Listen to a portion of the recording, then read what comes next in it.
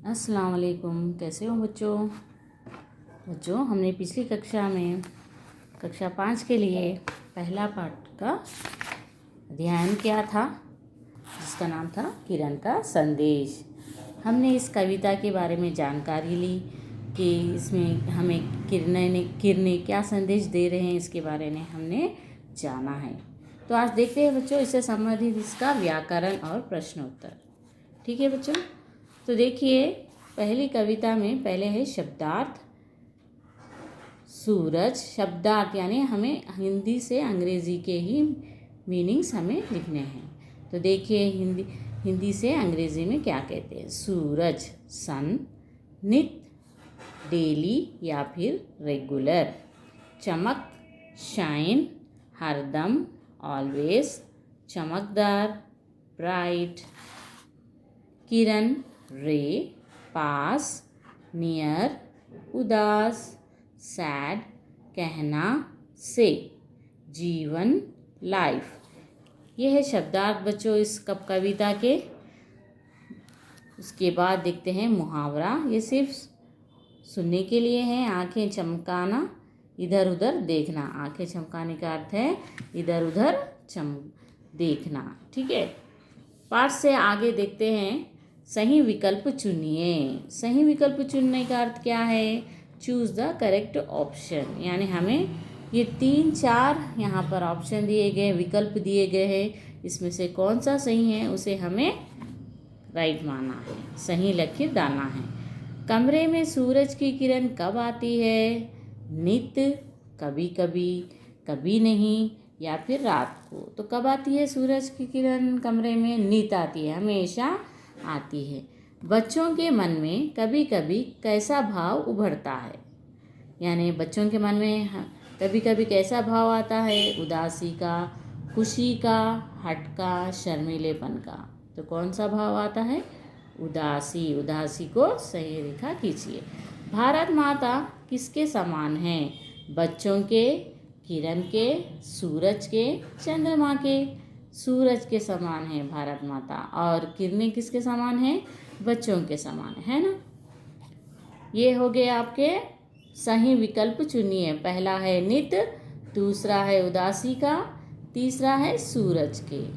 उसके बाद दूसरी बीट देखते हैं। चित्र से संबंधित कविता की पंक्तियाँ लिखिए। पंक्तियों का अर्थ है लाइन्स। यहाँ देखिए चित्र में यहाँ पर बच्चा क्या कर रहा है, उदास बैठा है। तो इससे संबंधित हमें कविता की 4 लाइनें, पंक्तियाँ लिखनी हैं। ठीक है, यहाँ देखिए कौन सा है वो देखिए। तो यह है दूसरा वाला। बच्चे होते हैं उदास पर वो हरदम मुस्काती है, चुपके से आंखें चमकाकर कानों में कह जाती है। बच्चे होते हैं उदास पर वो हरदम मुस्काती है, चुपके से आंखें चमकाकर कानों में कह जाती है। ये है इसके 4 पंक्तियाँ। इसके बाद देखिए यहाँ पर चित्र किसका दिया गया है, भारत माता का। भारत माता से संबंधित 4 पंक्तियाँ हमें लिखने हैं। तो कविता का आखिरी 4 पंक्तियाँ हमें लिखने हैं। प्यारे बच्चों मुझसा ही है, चमकदार तेरा जीवन, भारत माता सूरज सी है, तू है उसकी एक किरण। ये इसकी 4 पंक्तियाँ हमें लिखनी है बच्चों। प्रश्नोत्तर हम पीछे से देखेंगे फिर से अगली कक्षा में। मैंने आपको इसका कविता का PDF बनाकर भेजा है, आप देखिए। ठीक है, ये है भाषा से। भाषा से का अर्थ क्या है बच्चों, यानी इस पाठ के संबंधित व्याकरण, तो उसे हम भाषा से कहते हैं।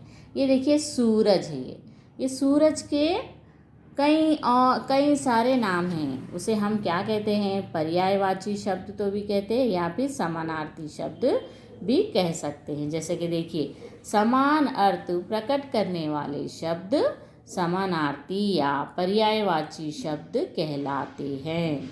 यानी सूरज के कई नाम हैं, लेकिन उसका अर्थ हमें एक ही पता चलता है। जैसे कि सूरज का नाम रवि है, समानार्थी शब्द दिवाकर, दिनकर, भास्कर, भानु, आदित्य। ये सारे नाम किसके हैं, सूरज के ही है। इसे हम अलग अलग नाम से भी जाना जाता है, लेकिन अर्थ तो एक ही है, उसे सूरज कहा जाता है।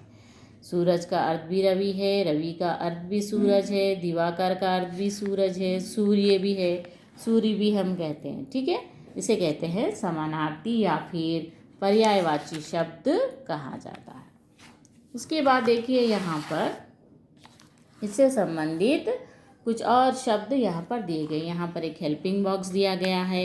इसके अंदर वृक्ष, सरिता, शशि, खग, तटिनी, विहग, मयंक, तरु, ये सारे नाम समानार्थी या पर्यायवाची शब्द हैं इन सारों के।